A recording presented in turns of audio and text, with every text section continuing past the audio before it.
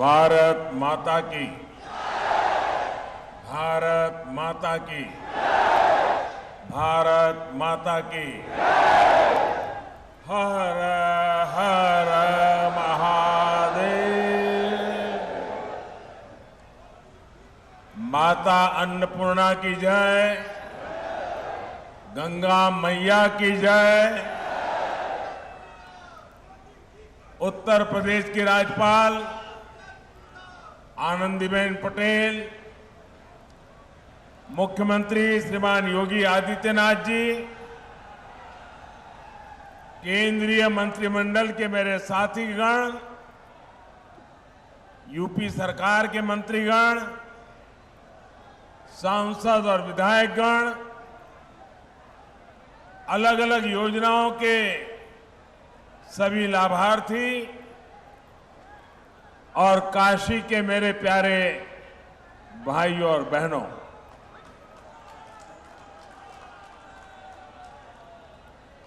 सावन के महीने की शुरुआत हो, बाबा विश्वनाथ और मां गंगा का आशीर्वाद हो और बनारस के लोगों का साथ हो, फिर तो जीवन बिल्कुल धन्य हो जाता है। मैं जानता हूं कि आजकल काशी के आप लोग बहुत व्यस्त हैं। काशी में रौनक जरा ज्यादा ही हो रही है आजकल। देश दुनिया से हजारों शिव भक्त यहां हर रोज बाबा को जल चढ़ाने पहुंच रहे हैं और इस बार तो सावन की अवधि भी जरा अधिक है। ऐसे में इस बार बाबा के दर्शन के लिए रिकॉर्ड संख्या में श्रद्धालुओं का आना तय है। लेकिन इन सब के साथ एक और बात तय है। अब जे भी बनारस आई तो खुश होके ही जाई।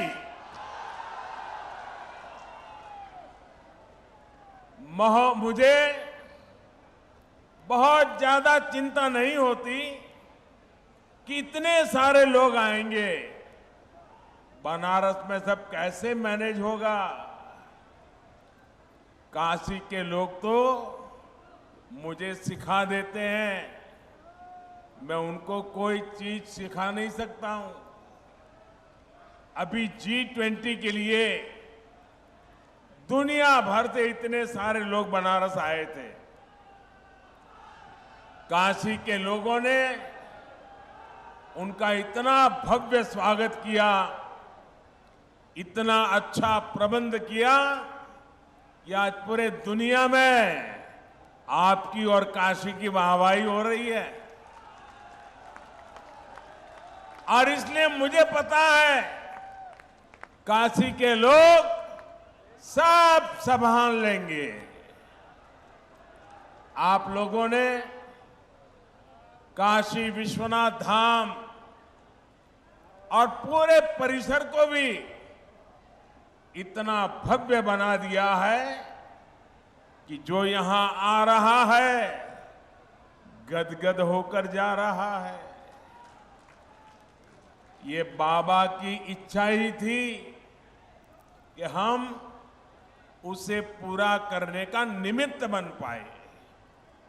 ये हम सभी का सौभाग्य है।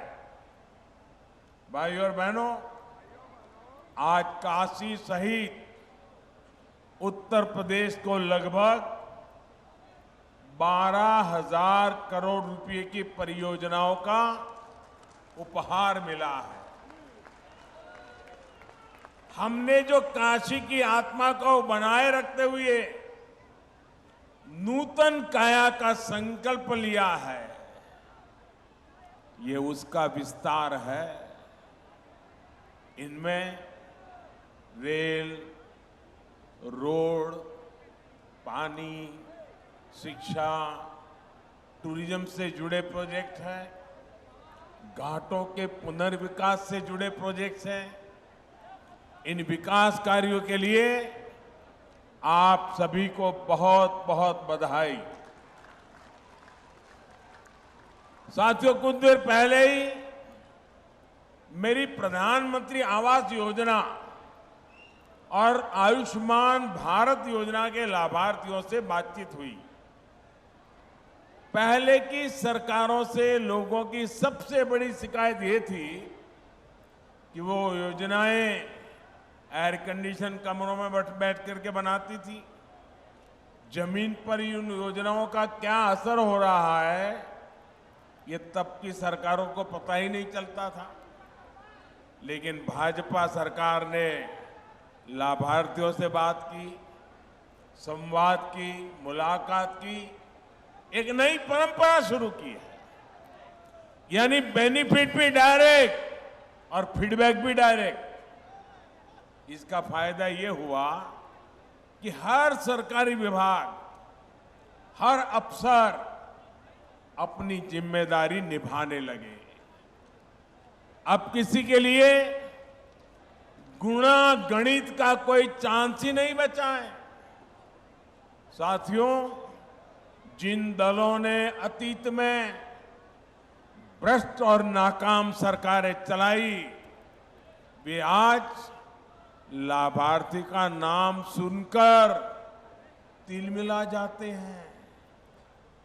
आजादी के इतने साल बाद लोकतंत्र का सही लाभ अब सही मायने में सही लोगों तक पहुंचा है। वरना पहले लोकतंत्र के नाम पर सिर्फ गिने चुने लोगों के हित साधे जाते थे, गरीब की कोई पूछ नहीं थी।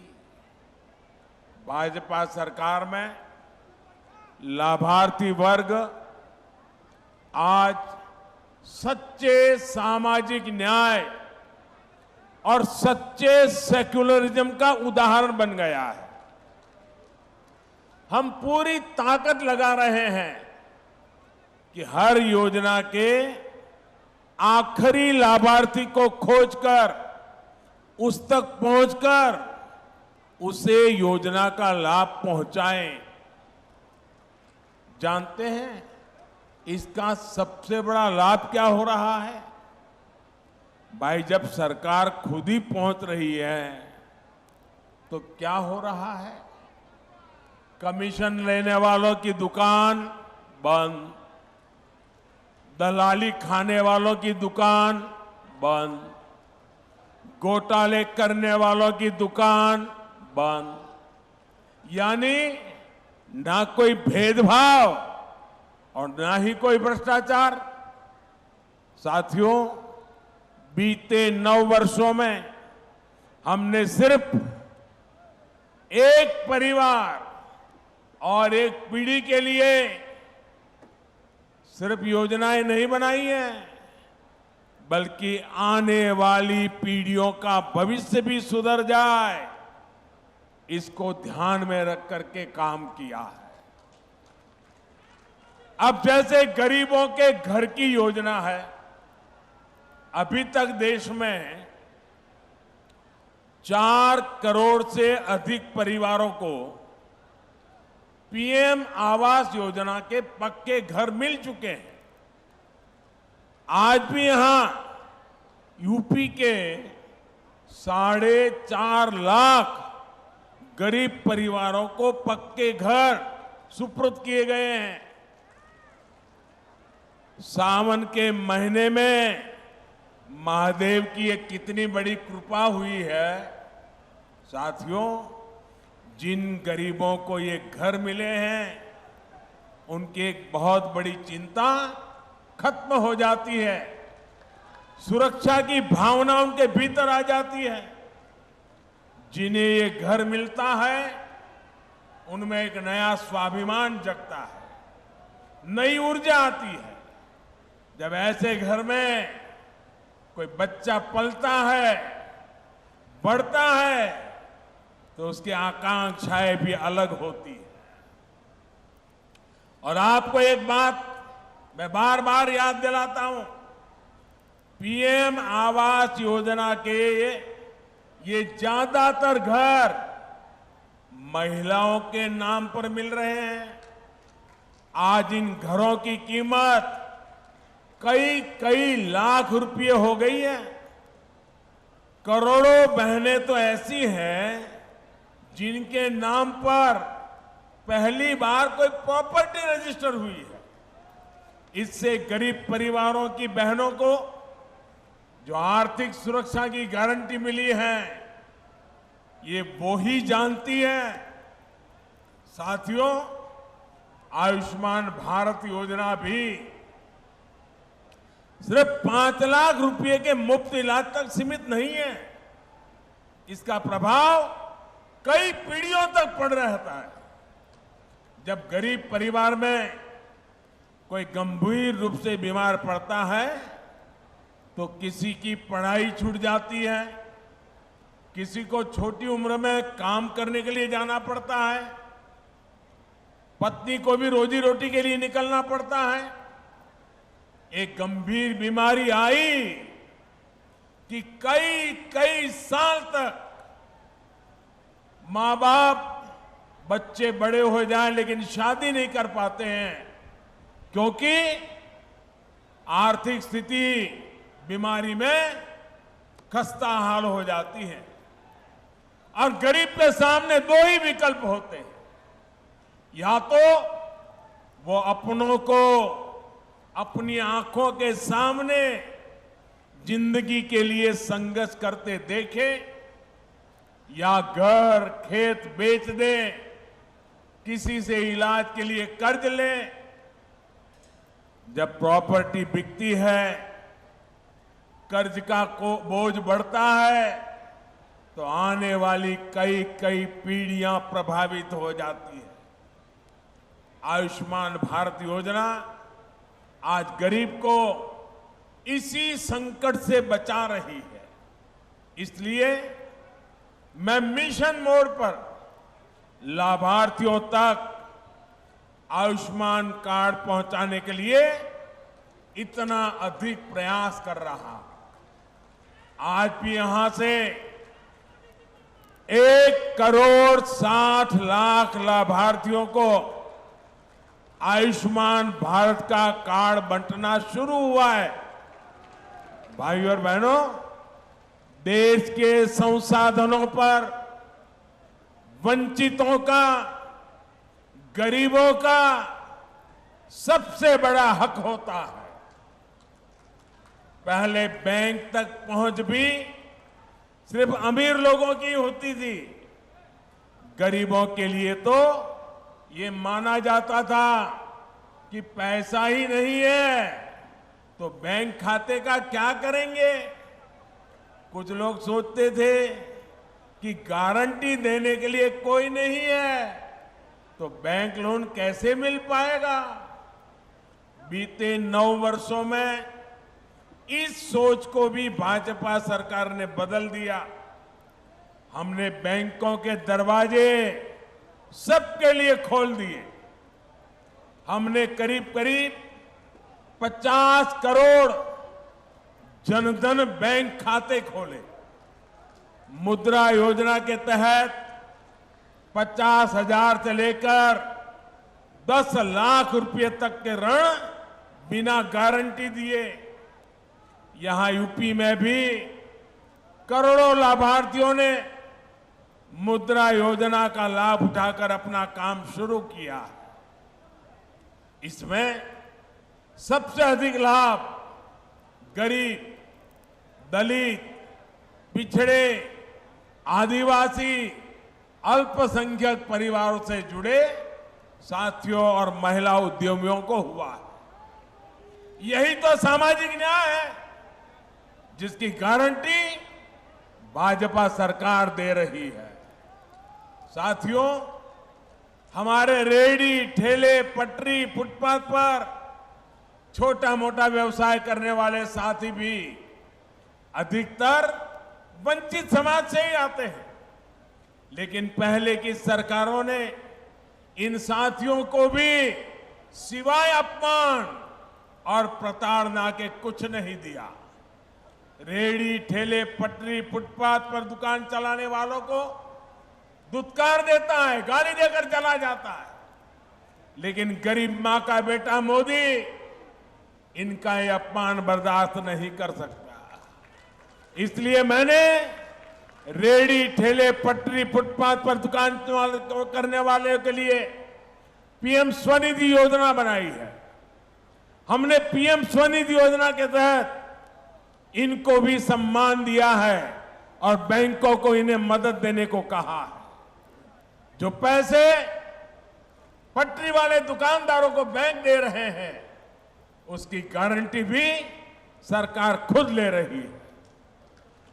पीएम स्वनिधि योजना के तहत अभी तक 35 लाख से अधिक साथियों को मदद स्वीकृत की गई है। यहां बनारस में भी आज 1.25 लाख से ज्यादा लाभार्थियों को स्वनिधि योजना के तहत लोन दिए गए। इस लोन से वो अपना काम आगे बढ़ाएंगे, अपनी दुकान का विस्तार करेंगे। अब कोई उन्हें गाली नहीं दे पाएगा, उन्हें नीचा नहीं दिखा पाएगा। गरीब को स्वाभिमान, ये मोदी की गारंटी है। साथियों, जिस लोगों ने देश पर दशकों तक राज किया, उनके शासन के मूल में ही बेईमानी रही। और जब ऐसा होता है तो चाहे कितना भी धन इकट्ठा हो तो कम ही पड़ता है। 2014 से पहले भ्रष्टाचारी और परिवारवादियों की सरकारों के दौरान ऐसा ही कारोबार चलता था। बजट की जब भी बात आती थी तो घाटे का, नुकसान का ही बहाना होता था। आज गरीब कल्याण हो या फिर इंफ्रास्ट्रक्चर, बजट की कोई कमी नहीं है। वही कर देता है, वही सिस्टम है, लेकिन सरकार बदली है, नीयत बदली है तो परिणाम भी बदले दिख रहे हैं। पहले करप्शन और कालाबाजारी खबरों से अखबार भरे रहते थे।